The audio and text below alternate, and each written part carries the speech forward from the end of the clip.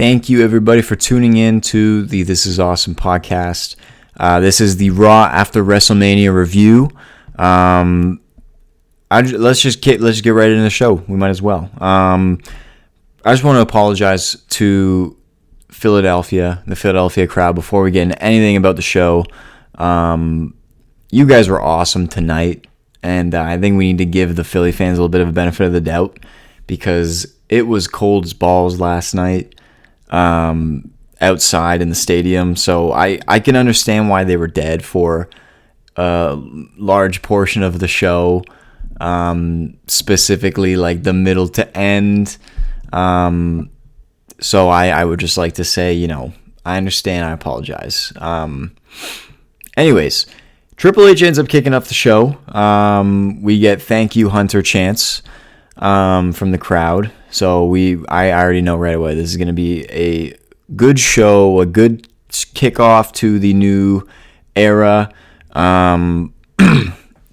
Triple H says that this is the biggest WrestleMania ever. So he confirmed it. I think it's personally up there with one of my all-time favorites now, to be completely honest. WrestleMania 40 seemed like top to bottom, when you really think about it, other than Jay and Jimmy, had no bad matches. It just seems, it feels like it could be up there with one of the greatest WrestleManias of all time. And I don't feel like that's recency bias. And I think we all have Paul Levesque to thank for that. Anyways, Triple H brings out Cody Rhodes, the new WWE Undisputed Universal Champion, won it over Roman Reigns last night. Cody Rhodes makes his entrance. They have the smaller Titantrons tonight because they have to fit more fans in the arena. They end up announcing an attendance record for the night, and over 20,000 people. This is the largest gate that WWE has ever done in an arena, I believe. Over 20,000 in attendance. That's insane. Anyways, Triple H brings out Cody Rhodes. Cody does his entrance with no big Titantron. And the pyro sound effects go off with no real actual pyro. There was fire, but no real actual pyro. I think they just get rid of that if that's actually part of his entrance. The production team actually made a video tributing Cody Rhodes and his whole story, which was amazing. Triple H said that the production team showed it to him, and then he wanted to share it with everybody else. It was beautiful. I think the song was "Rise Up" by Andra Day. I don't know if I didn't even bother going back to double check, but Andra Day, I believe. Anyways, it shows Cody's Royal Rumble victory. It shows like the impact that he's made on like young WWE fans, kissing the babies, hugging the little ones, all that good stuff. Cody cries during this video. Obviously, he's never seen this before, so this is a raw, emotional moment. It shows his come up from the dashing Cody Rhodes days to the grotesque days, the undashing Rhodes days, to the Stardust gimmick, even to when he wrestled in New Japan, and then when he came back to actually finish the story. So this was a really well done tribute video. Loved it. When this is over, Cody and Triple H, they hug. Triple H leaves. The crowd chants, "You deserve it." Cody wants to talk about tonight. What does he want to talk about? We find out. Cody wants to talk about how he has laid out his goals 2 years ago, and now everyone is on top of the mountain with him. So Super Babyface is the world champion. It's all because of us is why he is the world champion. So congratulations, Cody. Thank you for bringing us with you on your ride and finishing the story. Well done. Cody Rhodes gives his respect to Roman Reigns. He acknowledges Roman and everything that Roman has done with the title over the last 4 years. We get thank you Roman chants, which I would have liked to have had some last night, if I'm being totally honest. But, it's okay. Cody also tells us what his biggest influence and as to why he does this is. He plays a video of his daughter's little sweet video saying, Papa finished the story. So, of course, Papa says when he fights, he wants her to know that he is in the main event and that he is the champion and that he was once undesirable, became undeniable, and now he is undisputed. So, well said. And then, out comes The Rock. The crowd starts chanting Undertaker as soon as Rocky comes out. The Philly crowd was just they were just wrecking The Rock tonight. They were chanting shut the fuck up. They were chanting asshole. They were booing him every time he lifted the microphone to his mouth. This segment went overtime. This segment went so far overtime, by the way, a 45-minute opening segment of just promos. Let's not do this anymore, please. Because it just ruins the rest of the wrestling in the show. Just, yes, it's 3 hours, but don't put as much stuff in the show if you're going to do 45-minute segments.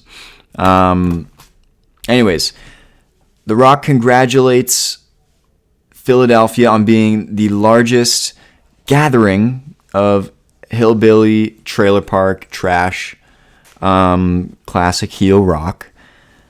The Rock gives Cody his flowers. He reminds Cody that their dads were actually quite good friends way back in the day, and that he hopes that Dusty and the High Chief Peter Maivia. I think that's, oh my God, what's his name? I think I'm blank. I think I got that wrong. What's The Rock's dad's name?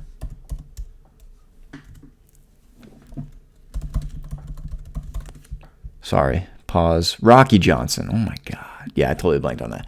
Who's Peter Maivia then? I need it. Sorry. Live research in the middle of the show. Who's the High Chief? Is he his grandfather? Must be. Yeah. Okay. Yeah, that's his grandfather. Anyways, Dusty and Rocky Johnson were good friends back in the day, and he hopes that their fathers were looking down upon them and smiling, and The Rock knows that after what he did to Cody, all this bad shit, that his dad was probably not so happy with him. So The Rock is, he's given him his flowers, he's shown his respect, and then he says he wants to hold Cody's belt. So super weird moment here. They just kind of exchanged belts, it was kind of funny. The crowd chants, "This is awkward." But yeah, so they exchanged belts because The Rock has the People's Championship that Lonnie Ali gave to him, which was so funny that they just, it was just so weird. Cody was like, okay. He was like, sure, as long as I hold your belt, you can hold my belt. And they just handed each other their belts. And then The Rock goes, well, this just feels right, doesn't it? And then just gives it back. Kind of weird, but I get what they're going for, but it's I low-key liked it though. I low-key liked that. Anyways, The Rock tells everybody, as we probably suspect, now that WrestleMania is over, The Rock is going away for a little bit.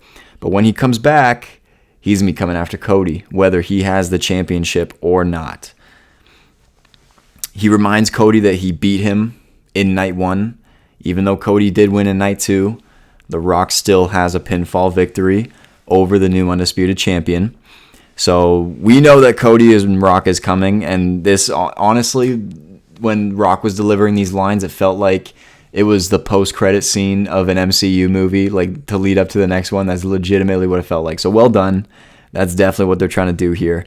But Cody reminds his boss that he is the boss's champion. That even though he's TKO, head of the board, he is the one representing his company. So, Cody walked out on top. Actually, that's not true because I almost forgot. The Rock gives Cody a mystery item before riding off into the sunset. So we don't know what the mystery item is. We have not heard anything about it at all for the rest of the night either. We have no idea what it could be. anyways, that's where the segment ends.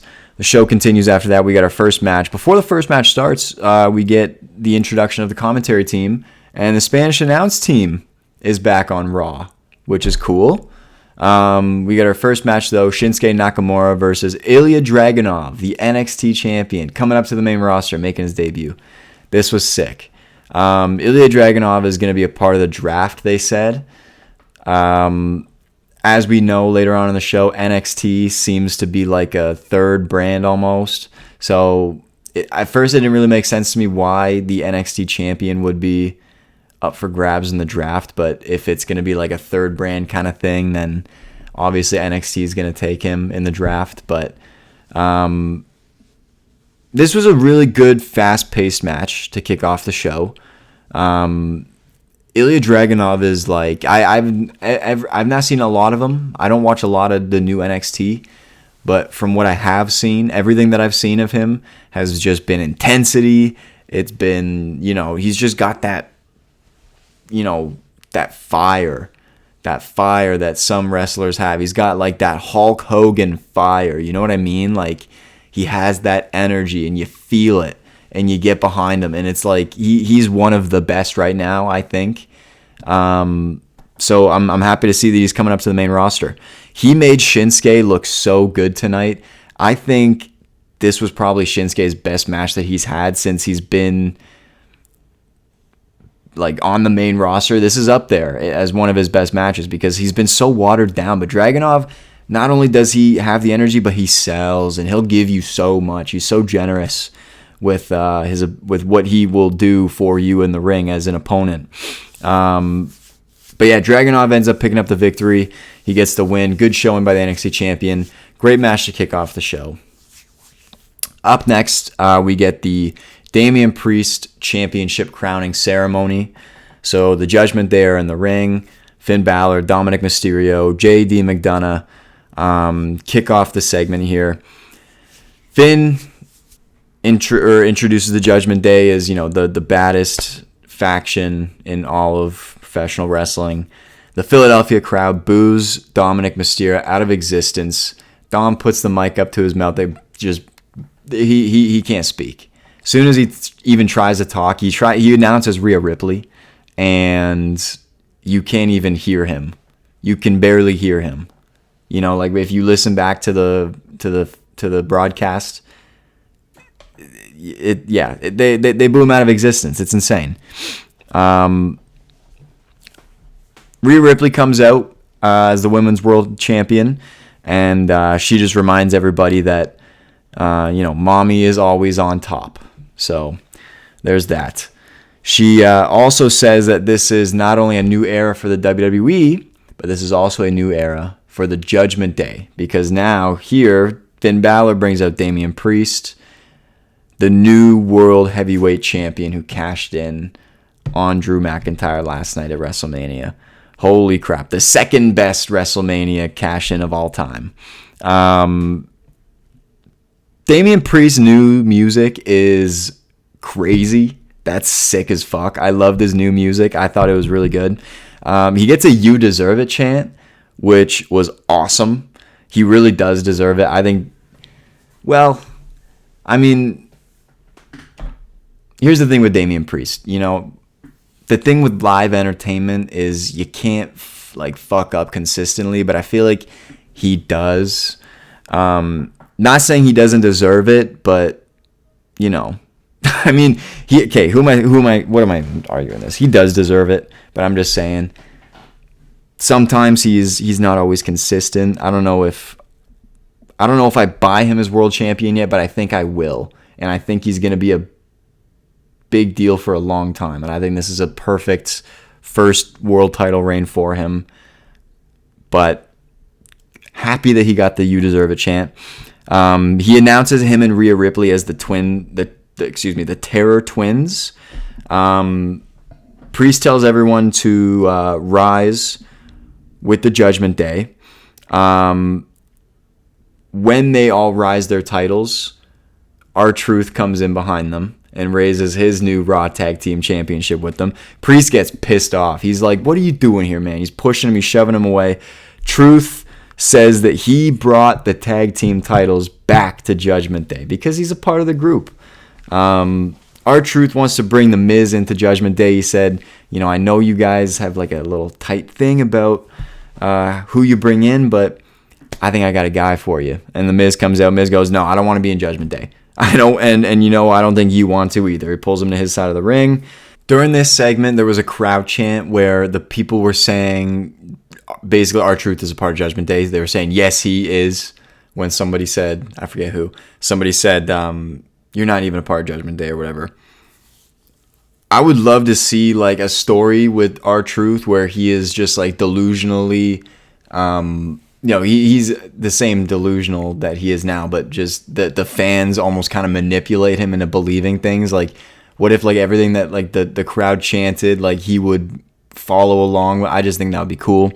But anyways, this ends up being a 3-on-2 handicap match between the Judgment Day, Finn Balor, Dominic Mysterio, JD McDonough, and the Awesome Truth, and R-Truth's invisible partner, who I thought was going to be Little Jimmy, turns out to be John Cena later on in the match. But we'll get to that in a second. During this match, Pat McAfee said one of the most hilarious lines I've ever heard in a long time. He says, Dom is a dude wipe after you wipe. And I was like, what? That's so good. So now, obviously, this is a 3-on-2 handicap match. So the Awesome Truth get beat down because their other partner's invisible. They're not a real person. And then all of a sudden, John Cena comes out. Woo, whoop-a-doo. Crazy. John Cena came out for the Raw after WrestleMania. This was so much fun. John Cena got, it's not a singles win, but he got a win tonight, which was good because he has not been winning a lot of matches recently. So I like that he's got an actual W under his belt now. They ended up hitting like a triple attitude adjustment. R-Truth got to hit his move with his childhood hero to defeat the Judgment Day. John Cena, man, is just like, I was thinking about it watching this segment. Like, seriously, John Cena is one of the greatest of all time, in my opinion. He's absolutely on my Mount Rushmore. Just who he is as a human. He's the perfect role model. He's overcome so much adversity with the crowd and the fans, and especially, like the whole ECW One Night Stand incident. Like, that was one example, but he's been through so much, and he's put in the time, he's put in the work. He's the GOAT, in my opinion. He's got to be up there as one of the top guys ever in WWE. He was, I'll shut up about him now. But yeah, he essentially, I didn't really like him, but now that I'm getting older, he's kind of like, he was my childhood hero in a way. So, anyway, next up we get a Bronson Reed backstage promo, hyping up the World Heavyweight Championship Fatal 4-Way main event tonight. He is in the match. Bronson Reed has really grown on me. He's sick. He reminds me of like a Tai Tuivasa, sort of, from the UFC, which, he's an awesome fighter. He's just so fun to watch. Bronson Reed is too. Pat McAfee and Michael Cole sold the hell out of the attendance numbers for the 5-day event when they announced it. They announced over the 5 days of shows that they did, they brought in 201,924 people, that is a lot of people. That is absurd. But Pat McAfee and Michael Cole were just selling the hell out of it. So, I don't know. It was just funny. But anyways, backstage, Rhea Ripley and Dominic Mysterio are walking around in the backstage area, and Rhea gets fucking chair thrown at her skull, the back of her head. It's Liv Morgan. So Liv Morgan comes in and beats the hell out of Rhea Ripley. Looks like Liv's going to be challenging for the Women's World Championship sometime soon.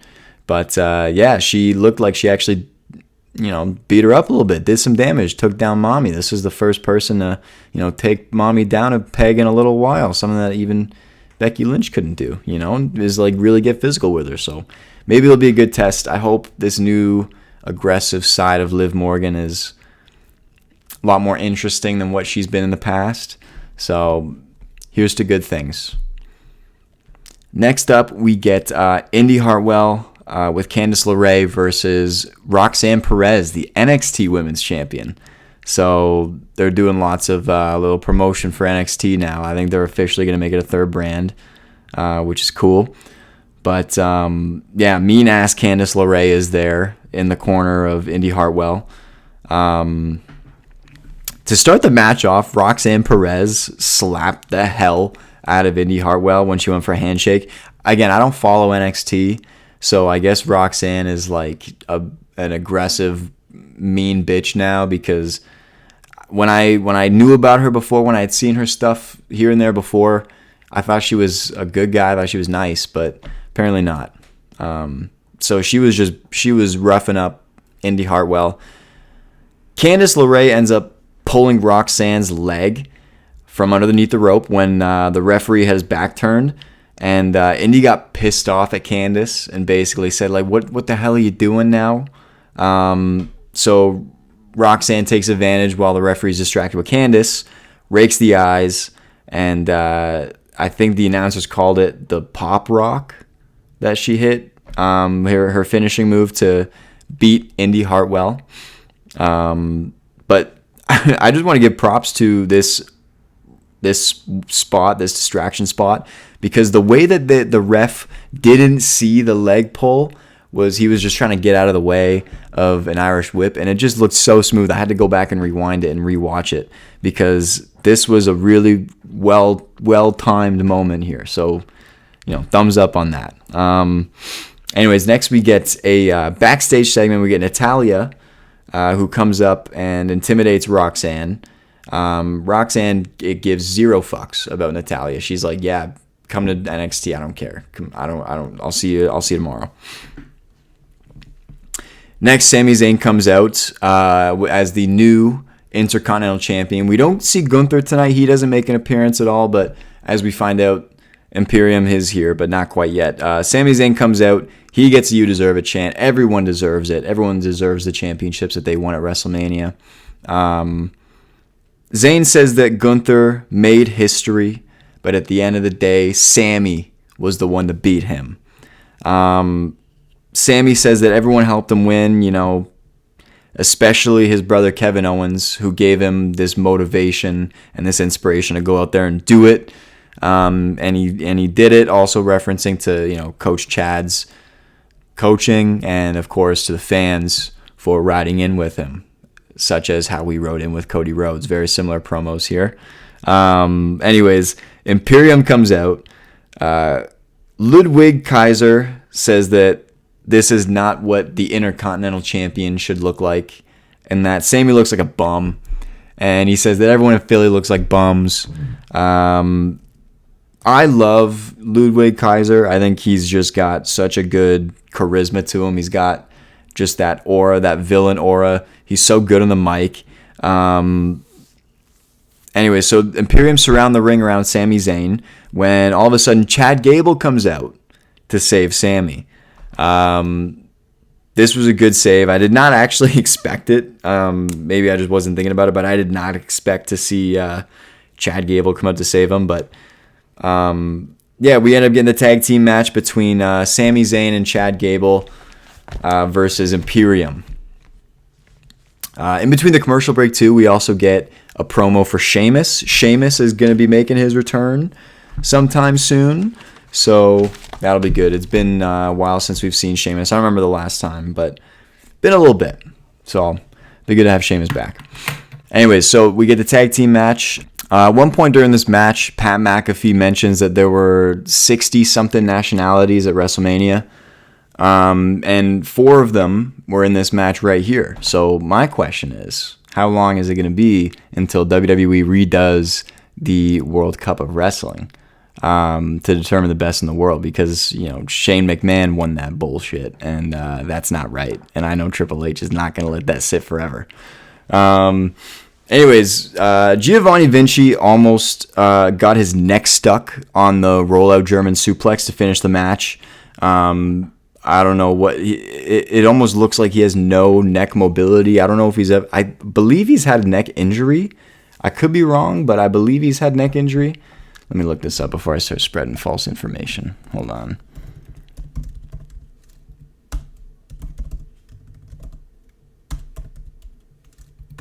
Has he had his neck injury?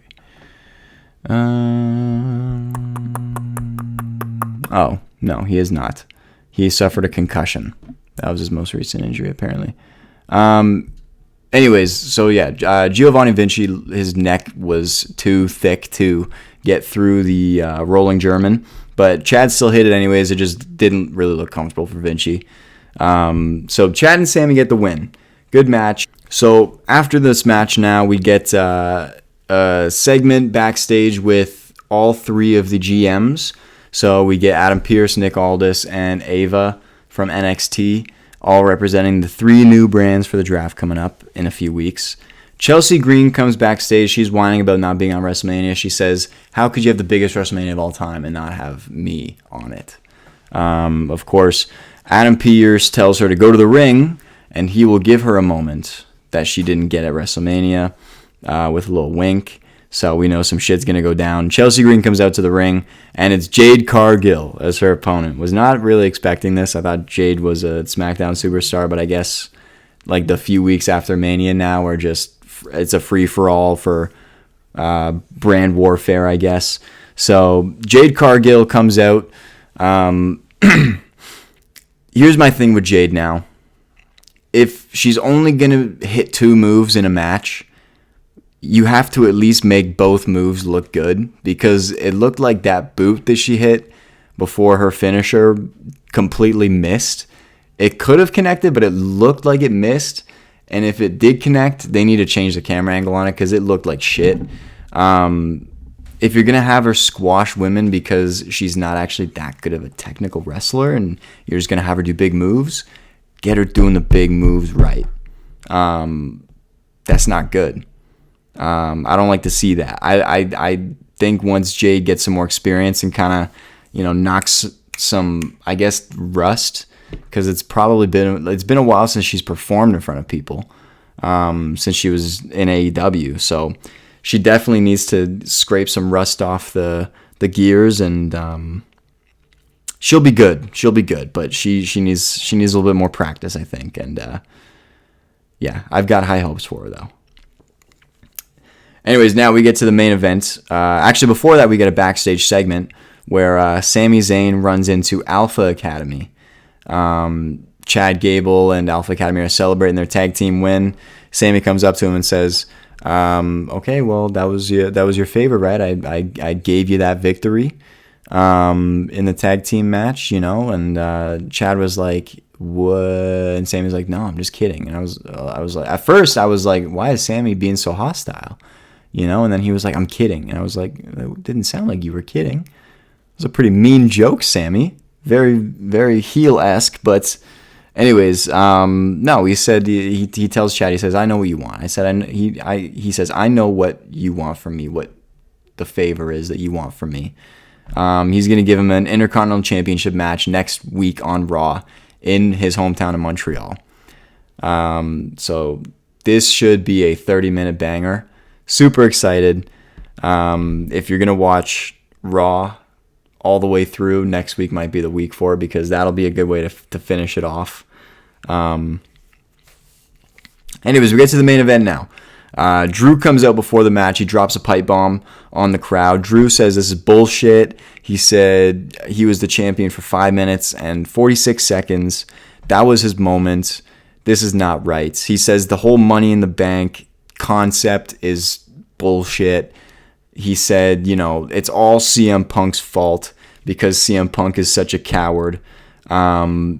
He said as soon as Drew turned his back to him, he swept his leg out and allowed him to get cashed in on.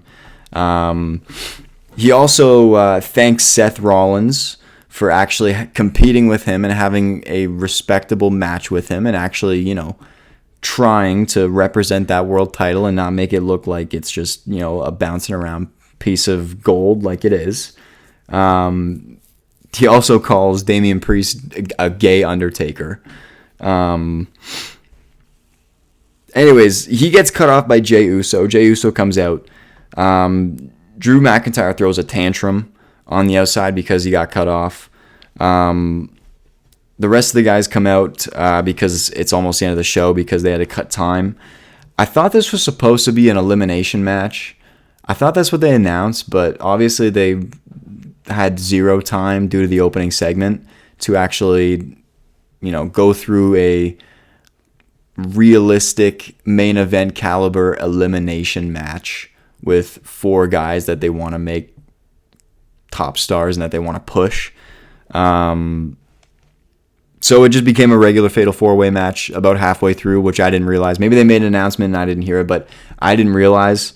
So there was one point in this match where Bronson Reed ends up picking up Ricochet while Drew McIntyre is in the Tree of Woe in the corner. Bronson Reed picks up Ricochet and power bombs him into Drew when he's draped over the turnbuckles. I thought that was so sick.